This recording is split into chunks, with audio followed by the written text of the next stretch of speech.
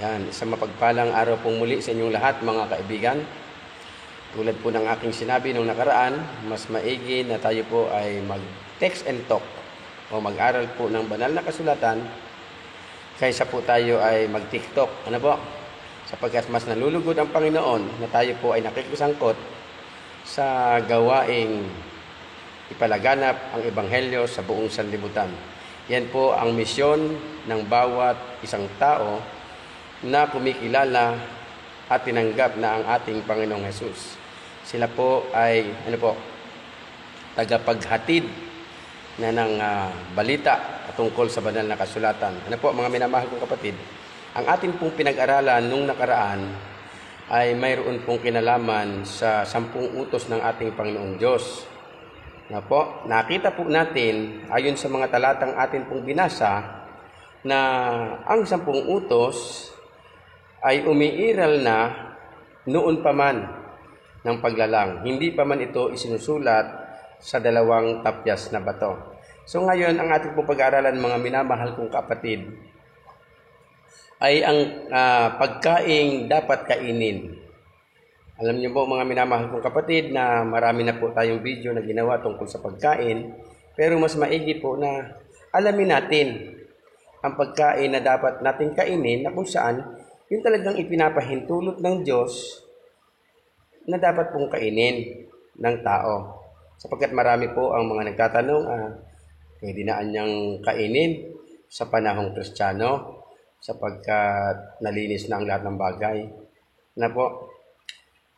Ngayon ay makikita po natin ang mga katotohanan, mga minamahal kong kapatid, na talagang ang mga karumalduman na pagkain, hindi po talaga dapat kainin. So bago po tayo magpatuloy, siyempre, tayo po muna ay sumandaling ko at inaanyahan ko po na ang bawat isa atin, mga minamahal kong kaibigan, tayo po ay manalangin. Dakila po naming Diyos na makapangyarihan sa lahat, muli po naming inilalapit sa inyo, Panginoon, ang amin pong mga puso at pag-iisip. Tulungan kami na sa lahat po ng aming mapapakinggang ito, buhat sa inyong banal na kasulatan, ay makapagbigay po sa amin ng kagalakan at ito ang maging daan, Panginoon, upang kami po ay mamuhay na nagtatapat sa inyo, maghihintay na mayroong pong pagkatapat at pagtitiis sa kabila ng may mga pag-uusig at mga problemang dumarating sa sanlibutan. Mananatili po kaming matatag sapagkat kayo, O Panginoon, ay lagi po namin kasama at lagi niyo po kaming inaalalayan saan man kami pumaroon. Maraming salamat po, dakilang Ama, pagpalain niyo po ang lahat ng tagapakinig ngayong umaga. Ipagkaloob sa kanila ang lahat ng kanilang pangangailangan, pagalingin sa karamdaman kung mayroon man. At tulungan po, Panginoon, na kami ay magkaroon ng iisang pag-iisip na magsitalima sa inyong kautusan. Sapagkat naniniwala po kami bilang mga Kristiyano na mayroong muling darating na tagapagligtas.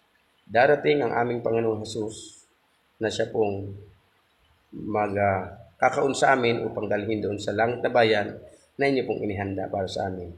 Ito pong aming samot dalangin sa pangalan ng aming Panginoong Hesus. Amen. Okay, so ngayong umaga mga minamahal kong kapatid, ang ating pong pag-aaralan ay ang pagkain na dapat kainin. Sa aklat po ng Levitico chapter 11 ay makikita po natin ang pagkakakinlanlan ng mga hayop, isda at mga ibon na dapat pong kainin ng tao. Ipinakilala po doon na sa hayop dapat baak ang paa at ngumunguya, yun po ay ating makakain. Ngunit kung ang isa man sa kanila ay wala doon, ay hindi po pwedeng kainin. At doon naman po sa isda, mga minamahal kong kaibigan, ang ibinigay po ng ating Panginoong Diyos na pagkakakinlanlan sa mga isda ay may kaliskis at may palikpik ay atin pong makakain. Kaya ang isa man doon, kapag nawala, ay hindi po natin dapat kainin. At doon naman po sa mga ibon, siyempre, yung mga ibong hindi po maninila. Yun po ang ating dapat kainin. Pero kung ang ibon ay kumakain ng mga kapwa, bangkay, hindi po natin pwedeng kainin. Ito po sila ay marumi. Ngunit, aalamin po natin mga minamahal kong mga kapatid, sa Genesis chapter 9 verse 3, ay ganito po ang sinasabi ng karamihan sapagkat siyempre tinututulan nila ang mga bagay na nasusulat doon sa Levitico 11, Kapitulo 11 na kung saan ang Diyos po ang nagbigay ng pagkakakilanlan ng mga hayop, isda at ibon na hindi dapat kainin. Pero may mga tao pong mahilig tumutol sa salita ng ating Panginoon. Kaya sa Genesis chapter 9 verse 3 ay ganito po ang kanilang sinasabi. Bawat gumagalaw na nabubuhay ay magiging pagkain ninyo, gaya ng mga sariwang pananim na lahat ay ibinibigay ko sa inyo. Ano daw po? Bawat nabubuhay na gumagalaw. Kaya ang sabi nila ay ang baboy ay nabubuhay yan at gumagalaw. Ay di pwede ganyan niyang kainin. Ang baboy daw mga minamahal kong kapatid, sapagkat ang baboy ay gumagalaw at nabubuhay, kaya pwedeng kainin. Sangayon po ba kayo doon mga minamahal kong kapatid? Sa makatwid, mga minamahal kong kapatid, kung ang baboy ay pwedeng kainin sapagkat gumagalaw na nabubuhay, ay di pwede rin pong kainin ng ipis. Pwede rin pong kainin ng butiki. Pwede rin pong kainin ng higad. Pwede rin pong kainin ng alupihan. Pwede rin pong kainin ng garapata. Mga minamahal kong kapatid, sapagkat ang mga bagay na iyan o mga yan ay gumagalaw at may buhay. So pwede rin pong kainin ang mga bagay na iyon. Pero batid po natin sa ating sarili na hindi natin pwedeng kainin sapagkat marumi. Okay? Okay, mga kaibigan, hindi po lahat ng uri ng gumagalaw sa balat ng lupa na nabubuhay ay magiging pagkain ng tao. Hindi po yan ibinigay upang kainin ng tao. Maliwanag po mga minamahal kong kapatid, ang iniutos po ng Diyos na kainin ay ang mga pagkain. Kaya aalamin natin kung pagkain ba ang baboy, kung pagkain ba ang kabayo, kung pagkain ba yung iba pang mga hayop. Aalamin po natin. Wala po, sapagkat mga minamahal kong kaibigan at mga kapatid, wala pong mababasa sa Biblia, no, na ang baboy ay pagkain. Bakit ba dito si Brother Ricky kapag nag-video, nagbigay ng mga aral, lagi na lang anya pagtungkol sa pagkain, lagi na lang anya baboy ang pinupuntirya. Ano mga minamahal kong kapatid? Sa Genesis chapter 9 verse 3, ang baboy ay hindi po kasama sa ipinapakain ng Diyos. Talaga? Bakit hindi kasama? Sapagkat ang baboy naman anya ay gumagalaw at may buhay, pwede anyang kainin. Okay? So ikalawa mga minamahal kong kapatid, sinabi sa talata na gaya ng mga sariwang pananim. Okay? Sa talata, binanggit yung mga bagay na makakain na gaya ng sariwang pananim. So mga minamahal kong kapatid, noted po, noted.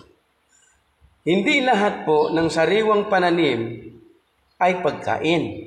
Okay? Bakit ko po nasabi na hindi lahat ng sariwang pananim ay pagkain? Kakainin nyo ba halimbawa yung bayati, yung lipa, yung kabuting ahas? Sariwa po iyon. Pero, batid natin na sila po ay hindi pagkain. Di po ba? Ganon din sa mga hayop. Bagamat sila ay gumagalaw at may buhay, pero hindi lahat ng may buhay, hindi lahat ng gumagalaw pwedeng kainin ng tao. Di ba? Gayon din, mga minamahal kong kapatid. No? Hindi pwede. Gaya ng ipis, butiki, alupihan, garapata, baboy, aso, daga, paniki. Hindi po yan pwedeng kainin ng tao. Okay? Bagamat sila ay may buhay, bagamat sila ay gumagalaw. Ikatlo, sa Genesis chapter 9 verse 3, kung atin pong nanamnamin ang talata, mga minamahal kong kapatid, Ang kausap po ng Diyos doon ay walang iba kundi sina Noah. No? Sa panahon po ni Noah ay kinikilala na ang pagkakaiba, mga minamahal kong kaibigan, ng kalikasan ng mga hayop. Mayroon na pong pagkakaiba. Naalala niyo po ba iyon, mga minamahal kong kapatid? Sa Genesis chapter 7, verse 2. Sa Genesis chapter 7, verse 2, ay ganito po ang sinasabi, mga minamahal kong kaibigan. Sa bawat malinis na hayop, ay kukuha ka ng tigpipito ng lalaki at ang kanyang babae, at sa mga hayop na hindi malinis ay 2 na lalaki at 2 na babae. Nakita nyo, mga minamahal kong kaibigan, nagsugo o nagutos ang ating Panginoon Diyos kay Noah na kayo ay magpasok diyan sa inyo sa daong ng malilinis na hayop na tig-7 pares. At doon naman sa maruruming hayop, tig-2 pares, 2 babae, 2 lalaki. Sa malinis, 7 lalaki, 7 babae. Maliwanag po, mga minamahal kong kapatid, na sa panahon po ni Noah ay mayroon pong pagkakakilala na ng malinis na hayop at hindi malinis na hayop. Okay?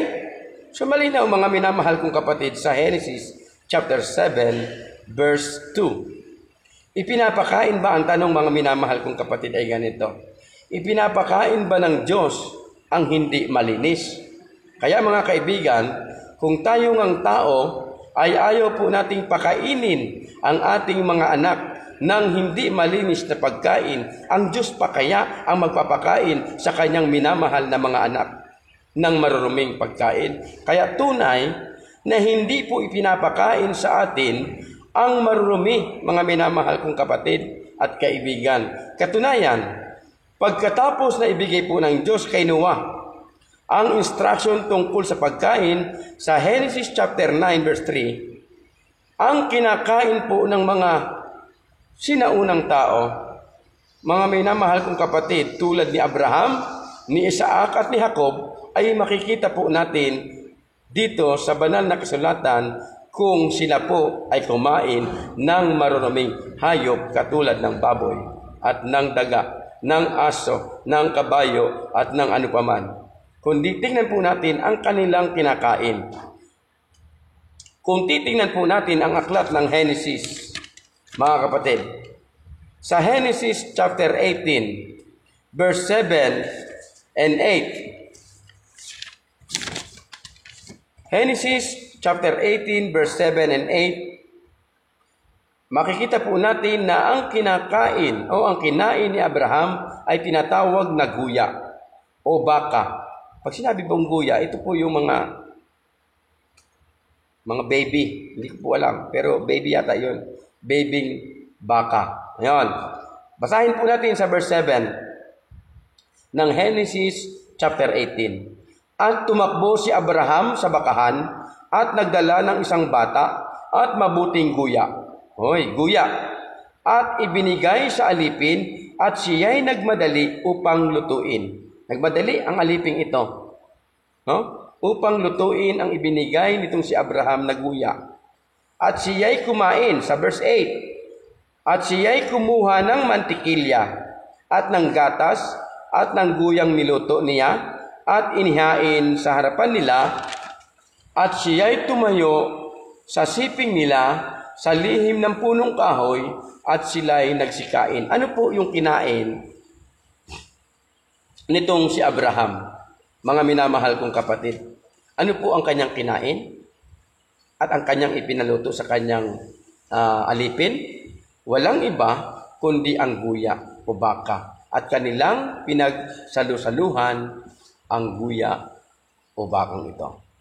Kaya naman, mga minamahal kong kapatid, atin pong matsasaksihan na itong si Jacob man, mga minamahal kong kapatid, ay hindi kumain ng maruruming hayop o karumalduman na hayop, sapagkat ang kinain po nitong si Jacob ay walang iba kundi ang kambing. Ating makikita sa aklat ng Genesis. Sa Genesis chapter 27, verse 9, ay ganito po ang sinasabi.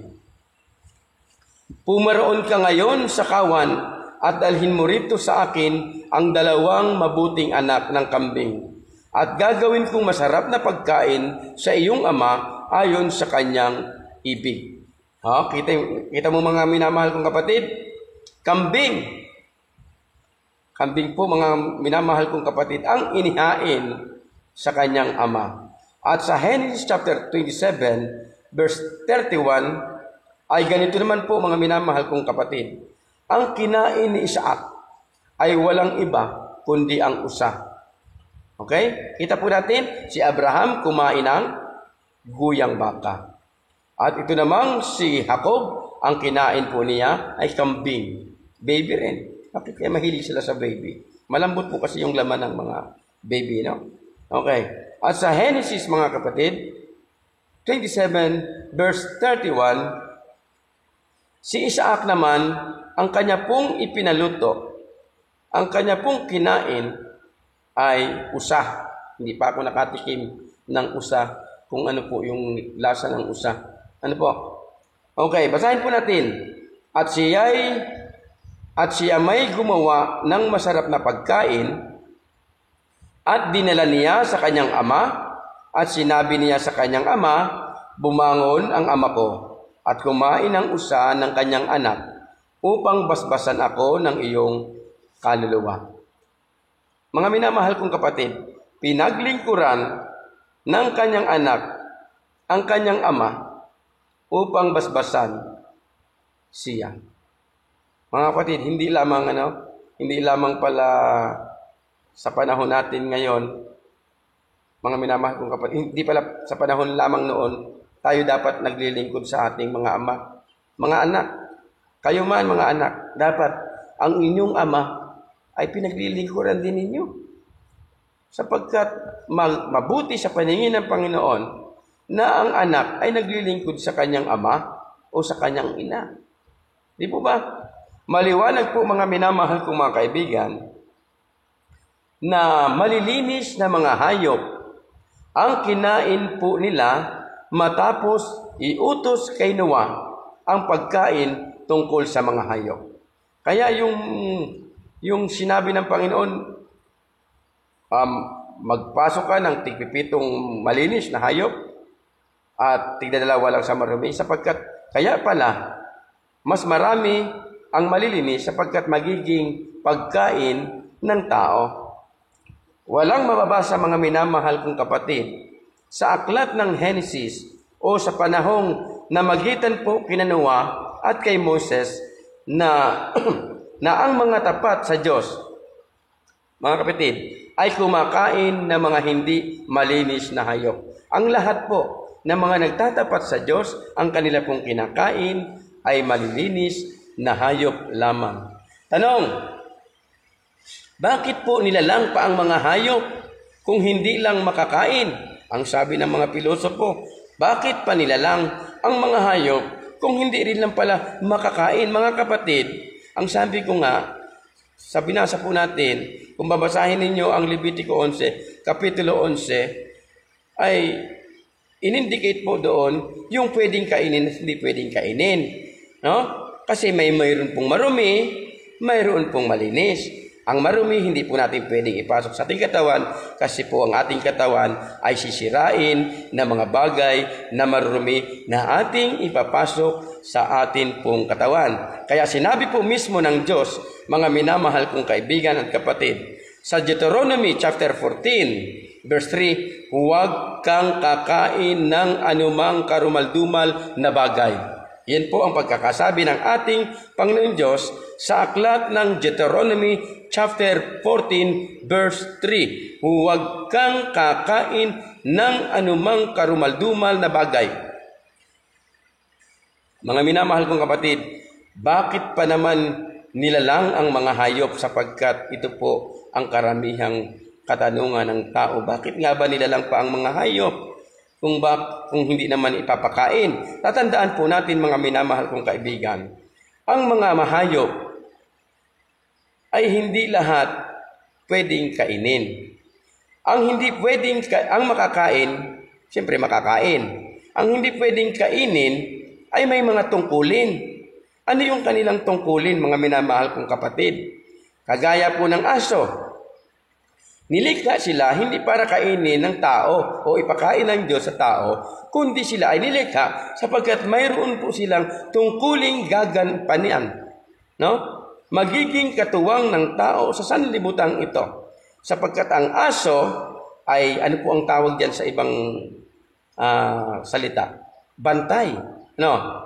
Kaya nga sa aklat ng Job, chapter 30, verse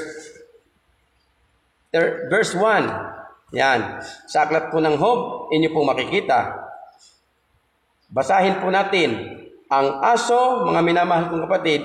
Kung babasahin po ninyo ang inyong mga Biblia sa aklat ng Job, chapter 30, verse 1, ang aso ay hindi nilikha yan para kainin ng tao. Ang aso ay nilikha upang magbantay sapagkat tulad ng pagbantay sa kawan.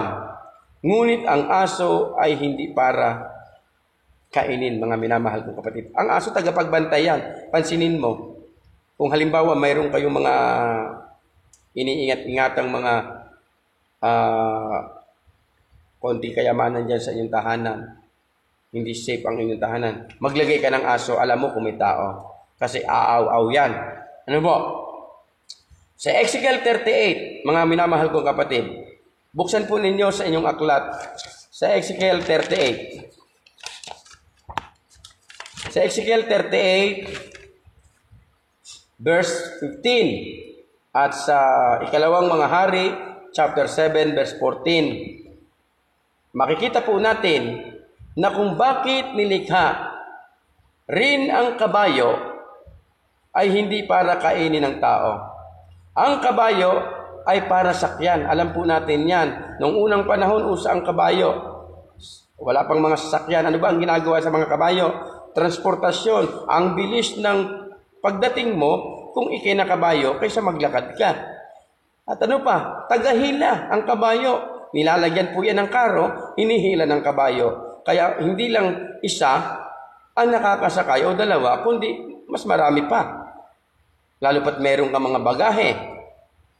Kaya nga mga minamahal kong kapatid, kung babasahin po natin ang Ezekiel 38, verse 15, makikita po natin na kung bakit ang Diyos ay lumikha din ng kabayo, hindi para kainin, kundi maging katuwang ng tao sa lupang ito. Ezekiel 38, verse 15, at ikaw ay darating na mula sa iyong dako, mula sa mga kahuli-hulihang bahagi ng hilagaan. Ikaw at ang maraming tao na kasama mo, silang lahat ay nangasakay sa kabayo, malaking pulutong at makapangyarihang hukbo.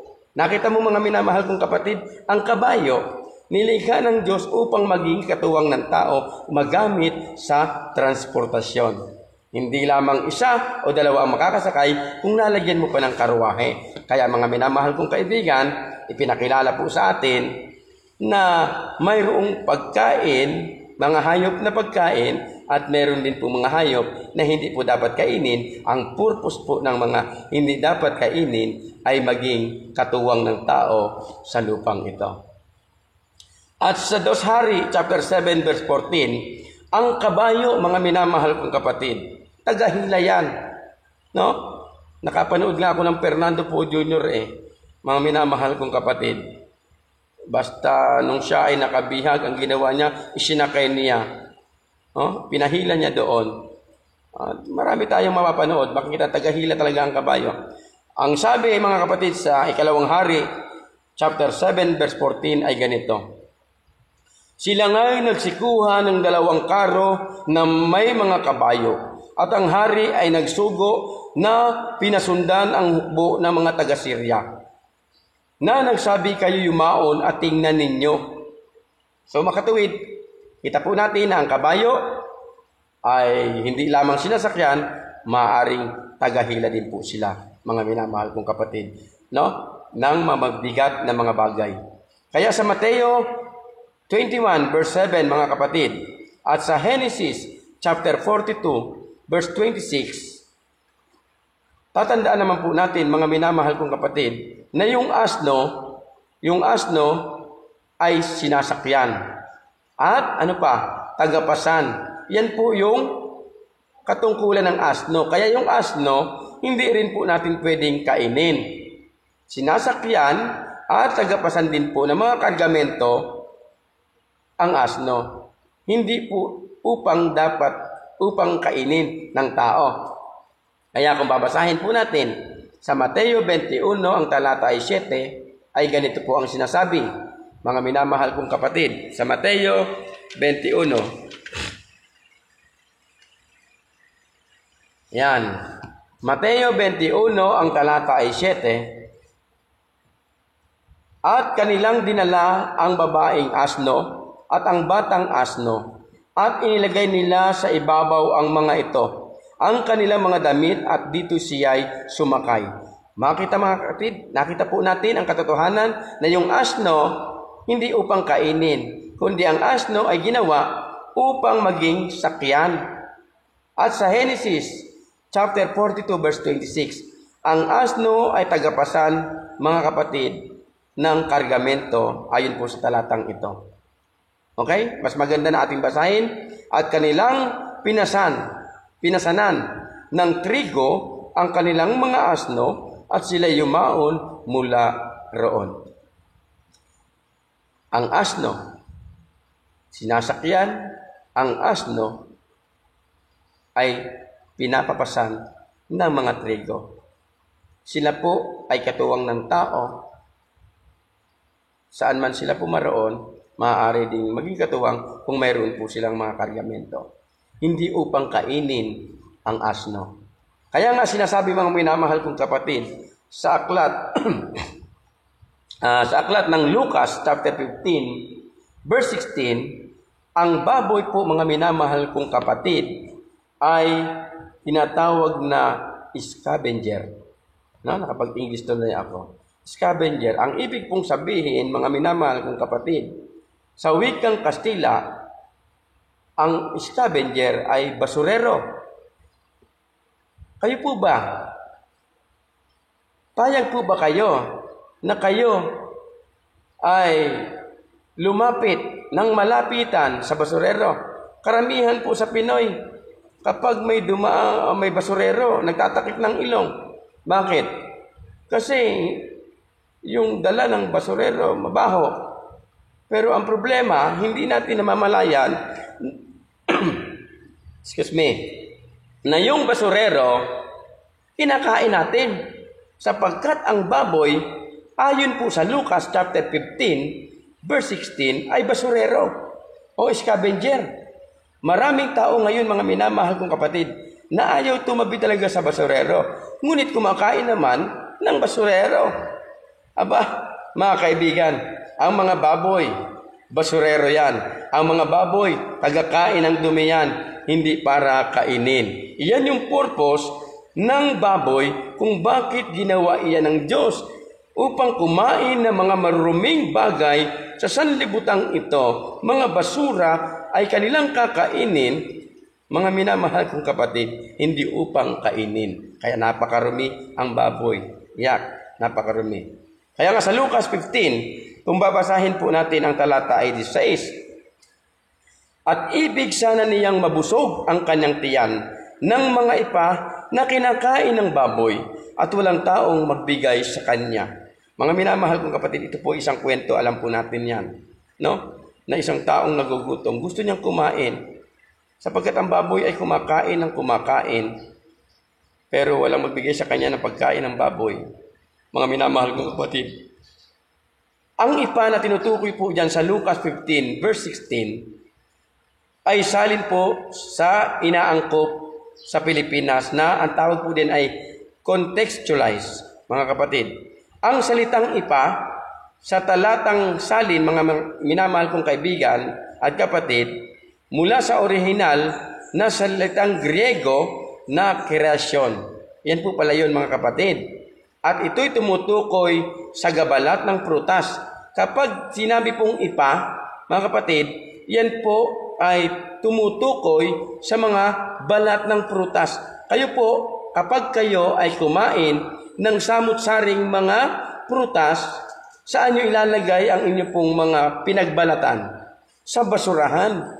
At iyon po ang tinatawag na pagkain ng mga baboy, mga pinagbalatan kung saan na lang lumalagpak, kung saan inilalagay, pagkatapos ilalagay sa basurahan, ipapakain sa baboy.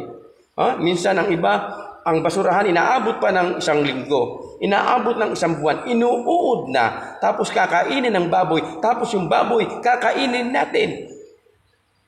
Tapos ayaw mong tumabi sa basurero, pero kinakain mo ang basurero. Mga minamahal kong kaibigan,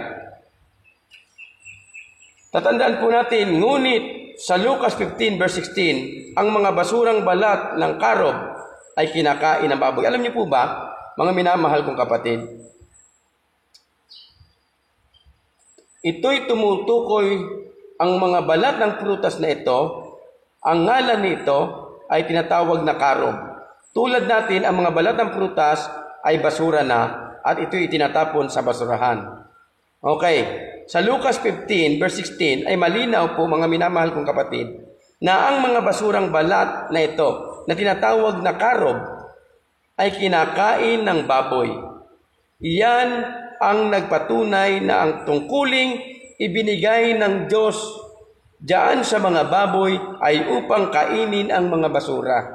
Hindi para ang basura ay kainin ng tao. Okay? Tandaan po natin na kapag ang baboy, mga minamahal kong kapatid, ay nakakulong, at kapag sila po ay nakaalwas o nakaalwan sa kanilang kulungan, karamihang pinupuntahan yan ay mga maruruming lugar. Basurahan, putikan. Sa 2 Pedro 2:20-22, makikita po ninyo yung aso, kapag sumuka, kinakain ang suka. Totoo naman yun eh. Ang baboy, kapag paliguan mo, pag nakaalwan yan, ay babalik sa putikan. Yan po ang kanilang mga likas, sapagkat sila'y marurumi at mahilig kumain ng marumi. Mga kaibigan, ang mga nabanggit po na talata, mga minamahal kong kaibigan, ay nagpapatunay na nilalang ng Diyos ang mga hayop upang gumanap ng kanilang mga tungkulin. Nilikha ng Diyos ang malinis upang kainin ng tao. Nilikha ng Diyos yung maruming hayop upang maging katuwang ng tao sa kanila pong pagtatravel, sa kanila pong paghahanap buhay. Sapagkat mahal ng Diyos ang kanyang taong nilikha. Ayaw ng Diyos na sila po, mga minamahal kong kapatid, ay nahihirapan. No? So, ang dapat pong kanin ng lahat, mga kapatid, siyempre yung mga malilinis na hayop, gaya ng kinain ni Abraham, ni Isaac at ni Jacob, baka, kambing, at ano po? At usa. Aba, pero hindi pa talaga ako nakakain ng usa. Kaya nga sa Deuteronomy chapter 14, verse 3, mga minamahal kong kapatid, huwag kang kakain ng anumang bagay na marurumi. May utos din ang Panginoon, mga minamahal kong kapatid, sa aklat ng 2 Corinto chapter 6, verse 17, huwag kayong magsihipo ng mga bagay na marumi. Okay? Ayaw nang ipahipo sa atin yung marurumi, kakainin mo pa. Pero mga minamahal kong kapatid, kapag ang maruruming hayop, pwede naman nating hipuin yan kung buhay. Pero kapag patay na yan, huwag po ninyong hihipuin, sapagkat napakarumi po niyan. Kaya nga mga minamahal kong kapatid, sa talatang iyan, ay yung marumi na tinutukoy, mga kapatid, yan, sa salitang Griego po, mga kapatid, ay tinatawag na akatarton, yung marumi.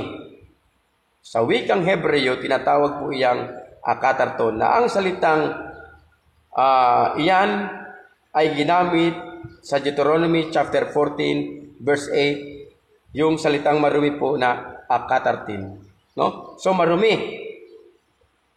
Sa Deuteronomy chapter 14, verse 8, kung atin pong babasahin, at ang baboy sapagkat may hati ang paa, ngunit hindi ngumunguya, ito'y marumi sa inyo, ang laman nila ay huwag ninyong kakainin, at ang kanilang bangkay ay huwag ninyong hihipuin. Maliwanag po mga kaibigan, maliwanag pa sa sikat ng araw na ang maruming hayop ay hindi pwedeng kainin ng tao o hipuin man ang bangkay nito. Ipinakilala po sa atin mga minamahal kong kaibigan sa umagang ito, sa banal na kasulatan, maski nung una pa man, sa panahon ni Abraham, ni Isaac at ni Jacob, tayo po'y naniniwala na sila ang mga taong kinalugdan ng ating Panginoon. At sila ay sumusunod sa palatuntunan ng ating Panginoong Diyos. Hindi po sila kumain ng mga karumalduman na pagkain. Sapagkat, mga minamahal kong kaibigan, ang ating katawan, ayon po sa banal na kasulatan, ay hindi po natin pag-aari. Ito'y pag-aari ng ating Panginoon Diyos, kaya iingatan po natin ang ating katawan upang hindi po tayo magkasakit. Kung kakain po tayo ng mga basurero, dinudumihan po natin ang ating katawan at maaaring tayo po ay magkasakit at ipapahintulot ng Diyos na tayo po ay dumako sa pagkakasakit at hindi na po tayo magiging masaya habang naghihintay sa Kanya. Pagpalain po tayo sa umagang ito ng ating pong Panginoon. Akin pong tanging hiling, mga minamahal kong kapatid, bago po tayo magtapos, pwede nyo bang subscribe para naman maging masaya po ang inyong lingkod na magpatuloy sa pagbibigay po ng mga pananalita patungkol sa banal na kasulatan. Subscribe lang po kayo mga kapatid para lagi po kayong nakakarinig ng mga mensahe at mga katotohanan patungkol po sa banal na kasulatan. Salamat po at magandang umaga po. Pagpalain po tayo ng Panginoon. Si Brother Ricky Abelio po ay nagpapasalamat sa patuloy po ninyong pakikinig sa mga video, bagamat hindi po ako mahusay o magaling, pero sinisikap ko po na ang katotohanan ay makarating sa inyo. Pagpalain po tayo ng Panginoon, tayo po ay muling manalangin sa atin pong pagtatapos. Dakila po naming Ama, tunay na kayo po ay makapangyarihan sa lahat. Pinakilala niyo sa amin, Panginoon, ang mga katotohanan patungkol sa pagkain na dapat po namin kainin upang kami hindi dapuan ng mga samot-saring mga sakit. Salamat po sa inyong kapangyarihan. Salamat po sa banal na Espiritu na siya pong nangasiwa sa aming mga puso at pag-iisip, sa aming pag-aaral na amin pong ginawa ngayong umaga. Naway pagpalain po ninyo ang lahat ng nakikinig at tulungan niyo po sila sa lahat ng kanilang mga araw sa buhay, sa lahat po ng pangangailangan sa buhay, lalo sa panahon po ngayon na mahigpit po ang panahon na mayroon pong krisis. Ibigay niyo po sa kanilang Panginoon ang kanilang pangangailangan at nang sila hindi magutom at ilayo niyo po sila sa pagkakasakit. Marami pong salamat, dakila po naming Ama, sa pagdinig niyo sa aming dalangin sa pangalan ng aming Panginoong Jesus. Amen.